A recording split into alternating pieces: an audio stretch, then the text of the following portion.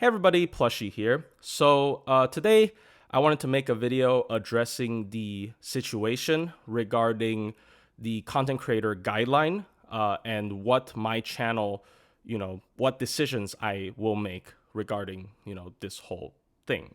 And I know I made community posts about it already, but I feel like in order to reach as many of my subscribers as possible, I wanted to make a video talking about it.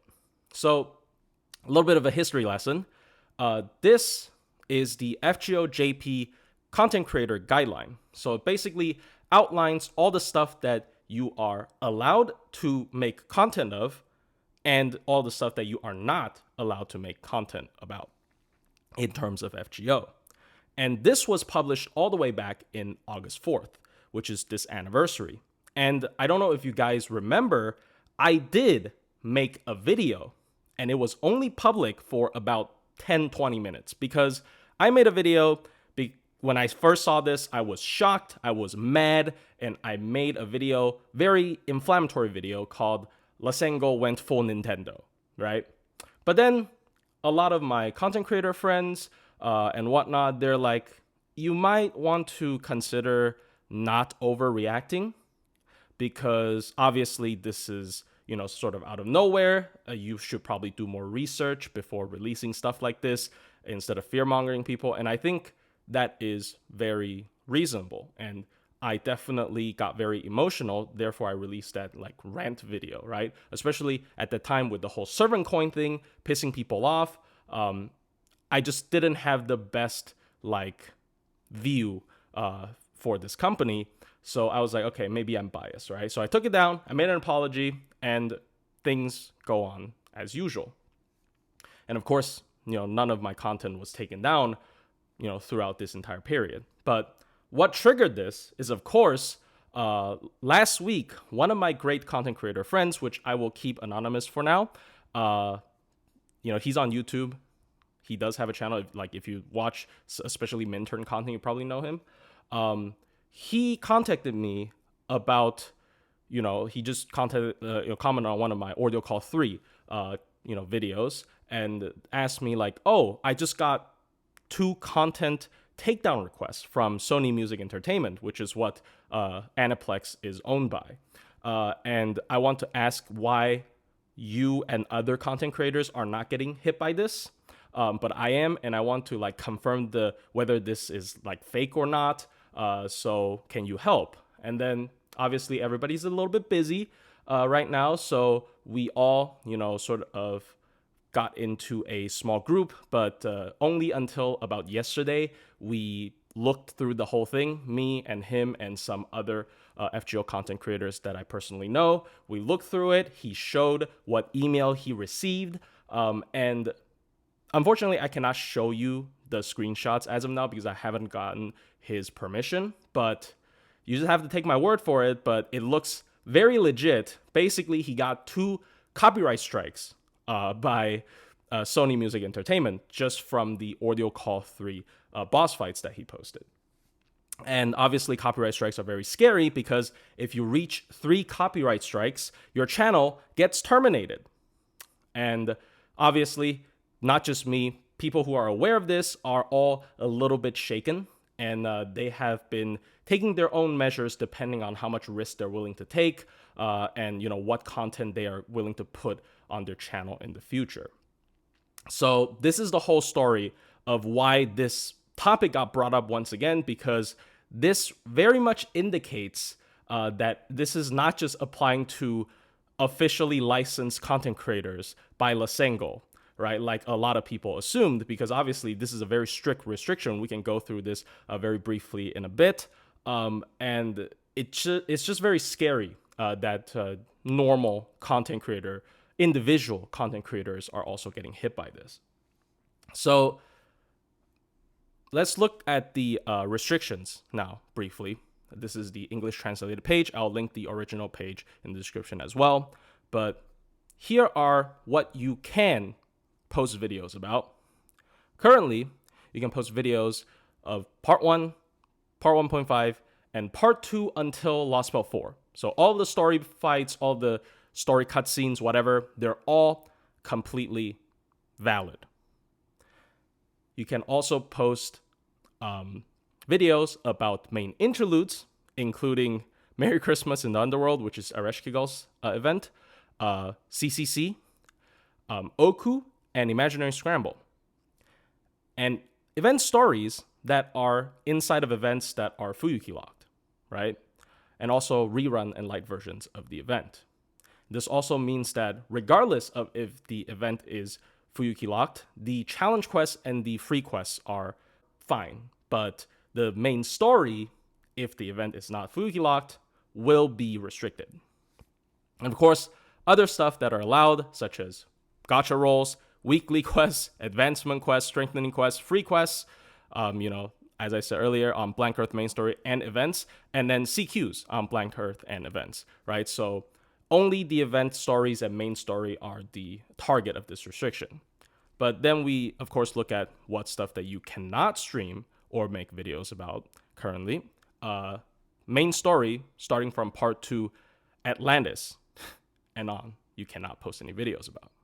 Main interludes, starting from Heian-kyo, including Tunguska and Traum, you cannot post any videos about. Event stories, in events that are locked something more than Fuyuki. And also, interlude stories, the music player in my room, the opening animation, which makes sense because it's like a lyrical song. Part 1 ending credits, I also believe, is a lyrical song. Bonsees, and Yu Olgama request. So all of these are not going to be available, or rather, you cannot post any videos or make content about these fights, content, whatever, story cutscenes, whatever. And they are slowly drip feeding or slowly loosening the restriction, which is laughable, but let's go through that. So from October 1st, you'll be able to, stream stuff from Atlantis, Olympus, and Heian-kyo. And from November 1st, you'll be able to make content on Lost Belt 6 and Tunguska and Traum. And also, on December 1st, you finally will be able to make content on Lost Belt 7, right? And there are currently no news about whether you will ever be able to make content about Ordeal Call and beyond. So obviously, this is very heavy restriction, and this is just gatekeeping 3-4-year-old content at this point, right? So it's very upsetting, especially now that, normal individual content creators might actually be a target of this. But of course, at the very least, they did say videos posted after the guidelines must conform to the rules. So anything that quote-unquote breaches the guidelines that are posted before August 4th, you don't have to worry. They're not going to target those either. So how do I feel about this? Right? Obviously, I'm upset, but there are a couple of questions that might arise from this. So first and foremost, do you think it is possible that this is actually not related to the guideline, like the copyright strikes that my friend received, and instead it's a knee-jerk reaction to JP players complaining about Ordeal Call 3 spoilers? I think that is completely possible, but because there are no written rules that indicate that, I cannot assume that is the case. Obviously, I understand that, throwing out the newest stuff immediately after the event drops, when most people aren't going to sit there for 5-6 hours and beat through the entire chapter before opening any social media, is a bit ridiculous. I do understand that. I was going to spoiler my stuff, like you see some of my thumbnails get mosaic spoilers already. So I understand the frustration regarding that, right? But at the same time, because the guideline doesn't say, oh, you cannot stream the newest story chapter. No, instead, it says everything we just went through. So if somehow I get copyright struck from content that isn't the newest chapter, but does breach the guidelines, well, I don't have any written rule to oppose them with. So in order to play it safe, unfortunately, I have to follow the guidelines.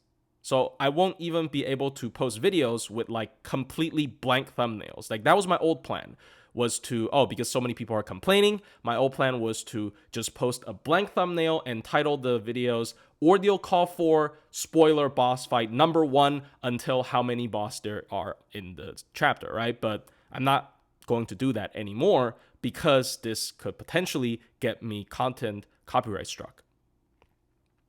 The second question people might have is, well, I still see some of the biggest English FGO content creators have their Ordeal Call 3 spoiler videos on their channel. It's plastered everywhere. They didn't get hit. Why are you worried? Well, my belief is that currently Lesengo is just filtering through Japanese titles. My great friend, he isn't from Japan, but because he is mainly trying to appeal to the Japanese viewers, his videos are titled in full Japanese.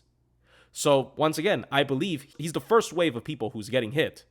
There are more to come, and eventually we will get hit, in my opinion, especially with the current trend with certain groups of Japanese players. I've definitely gotten threatening comments telling me that they're going to report me to Aniplex or Lesengo for breaching guidelines, and even some more meaner stuff such as telling me to off myself, for example. But I mean, I understand the frustration, for Ordeal Call 3, but this is a bit worrying. And eventually, because they are quite a vocal group, I bet Lesengo or Aniplex or whatever will be aware of us English content creators for JP content, and they will eventually hit us with this ban wave as well. So that's why I decided to play more safe. I apologize. I'm not willing to risk my channel, getting taken down over this. So what are you going to do after all this? Well, first and foremost, as damage control, I have removed all of my videos posted after August 4th that breached the guidelines from my channel. I privated all of them, including all of the Ordeal Call 3 boss fights, as well as my Kamazatsu solos. I don't believe I have any other content that breaches the guideline that I posted since August 4th, but yes, including the Kamazatsu solos, I decided to play it as safe as possible. I've privated all of them, and I won't be testing servants on Kamazatsu until December 1st.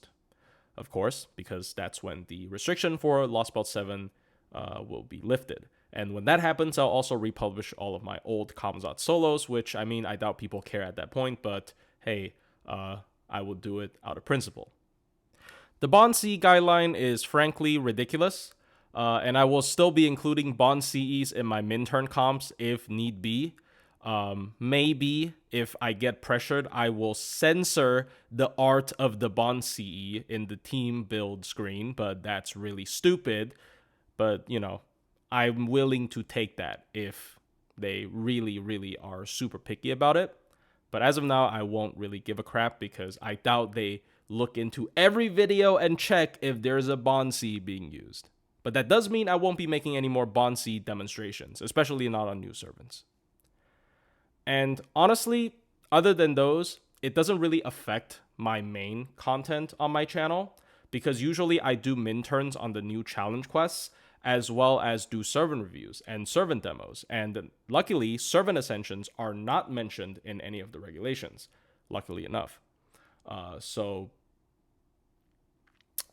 should be fine. Like, honestly, my usual content shouldn't be that affected.